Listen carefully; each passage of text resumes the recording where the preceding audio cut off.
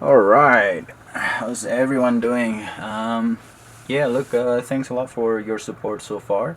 I think the last time I checked, it has hit 45% funding to the goal, and it's only been a couple of days. Well, I think now is the third day of the launching. So thank you very much for your support.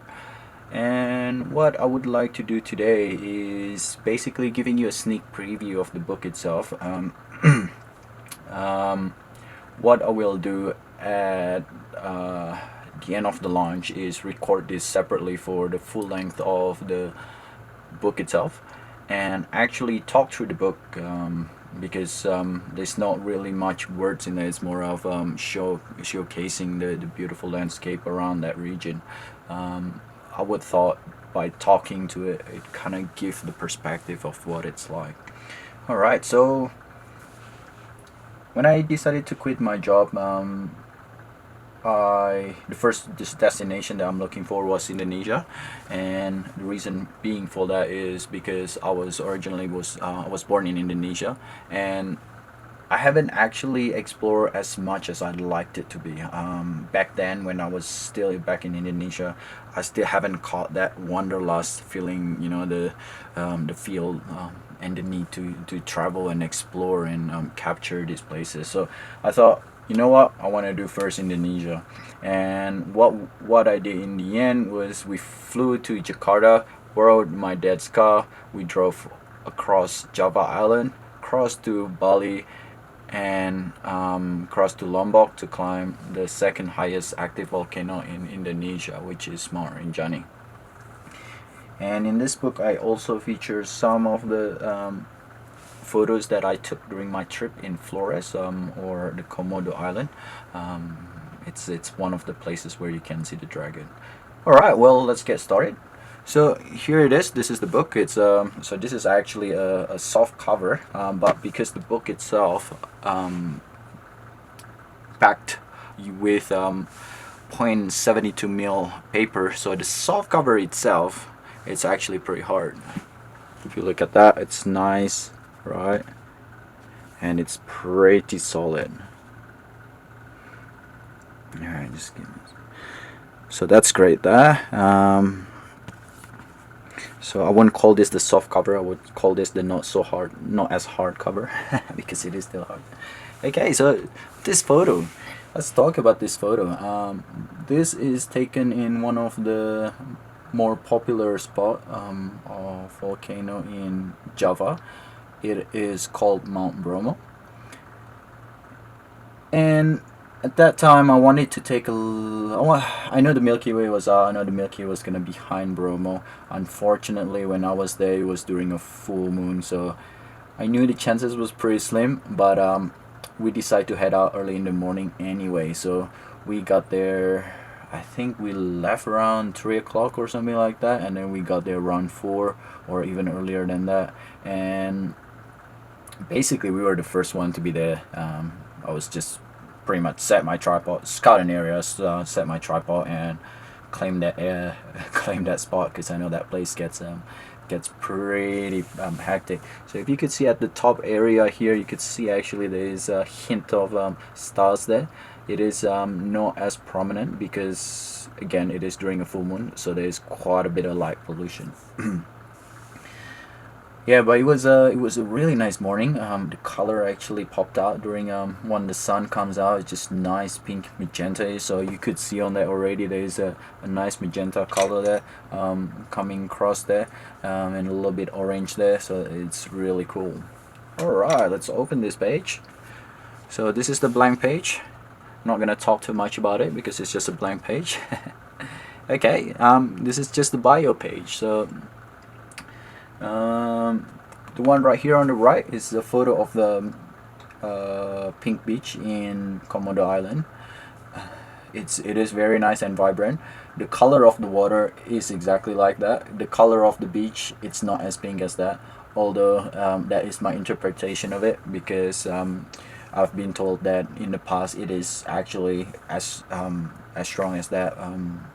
The reason being why it's not as strong anymore is because the red or coral or pink coral that it gets its color from have a lot of them have been taken by tourists that come down there.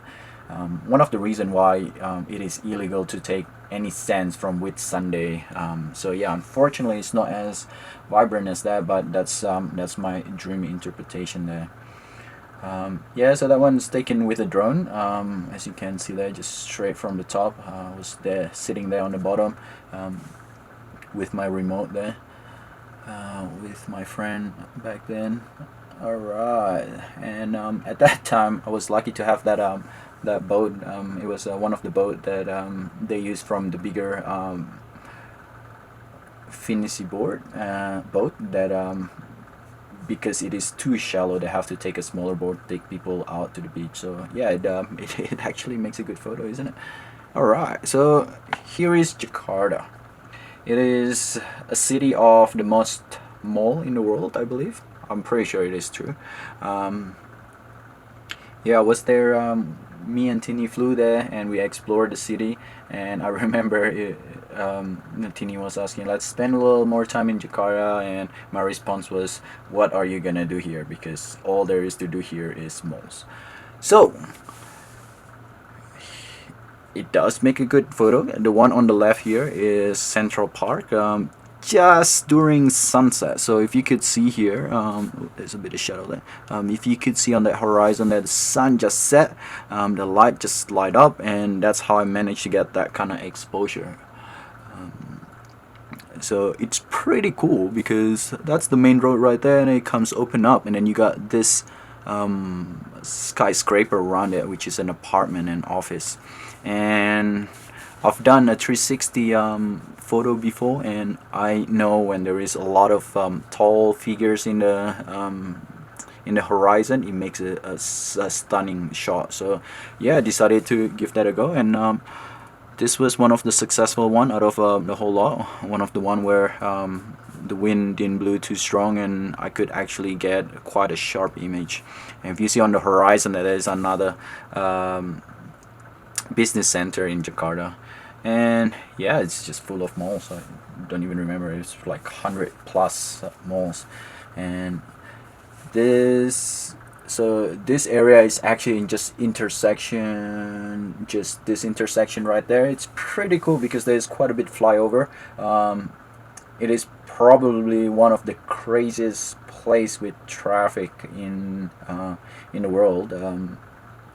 And that's why they built this flyover, even though it I wouldn't say it helped too much, but yeah, it makes a really nice shot. I believe this one on the right is either 1 or 2 seconds exposure, so you get that nice streak on the car lights.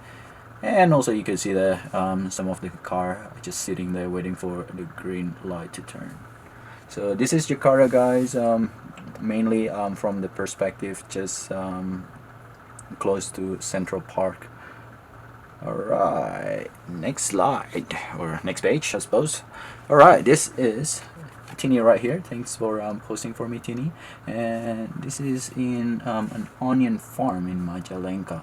And yeah, well, I actually didn't plan it to be there at the right time, at that time, but we were there pretty much at a prime time, so the onion was kind of just about to be ready to be picked, and we could actually see some people were there picking some of the crop.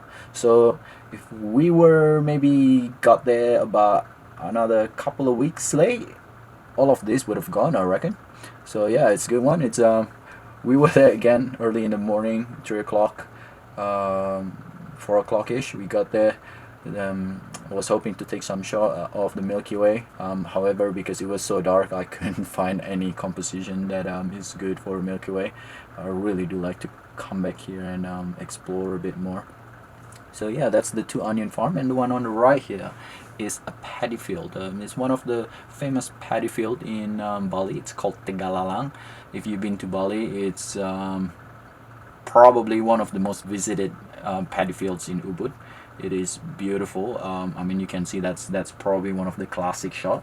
The cool thing about this shot on the right here, if you don't pay attention, you probably won't see it. But if you look at this section right here, so the top bit there, they've already taken out the paddy. You can see there, that one's all dried paddy already, and you got a little bit of fresh one there. Now in this one, that section there, the blue and the orange, is actually a reflection of the sky. And yeah, it's actually pretty cool to see, to be able to see that from all the way up there. Okay, next one. Right, so this is some of the waterfalls, tropic waterfalls in Indonesia. Let's start here on the very left, and that is in Purwakarta. It is one of the coolest waterfall I've seen there so far. Definitely need to go back there because we got there a little bit too late.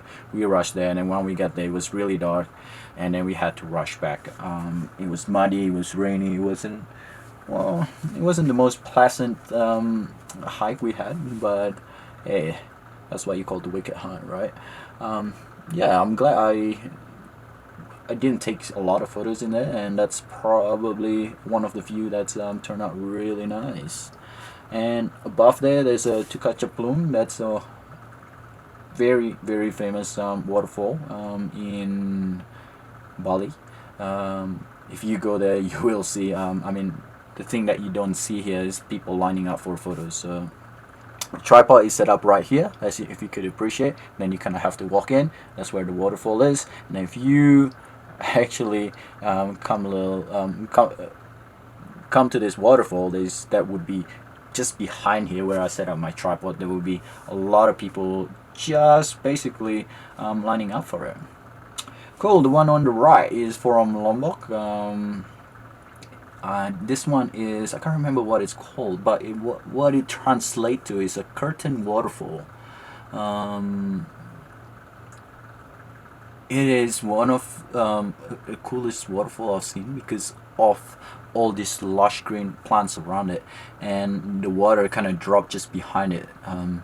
The reason why I called the curtain, as you could appreciate, that waterfall kind of create a curtain kind of effect towards the background there, and yeah, it's pretty cool. You have, from the car park there, you have to take either ojek, which is a motorbike taxi, or you could hike up there. Cool. All right, next one. All right, this is probably one of my favorite slides. Very cool. Let's see, where should I start? Let's start from the left here. So this is a crater of an active volcano in my hometown in Bandung. It's called Tangkuban Perahu, which translates to flip boat. And the reason why it's called a flip boat is if you actually see it from a distance, it look like it create the shape of a flip boat. Now what's so cool about this shot is that the way it flows, come down there, kind of just flows out, create a shape of a fallen leaf, and I think that's pretty neat.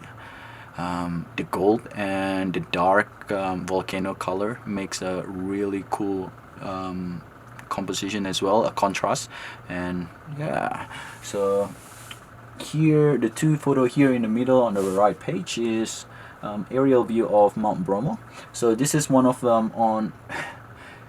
Let's talk about the bottom one first. The bottom one is basically as it goes, it's just on the foot of the mountain itself, and yeah, it has this really cool structure and abstract texture. That's the word that I'm looking for.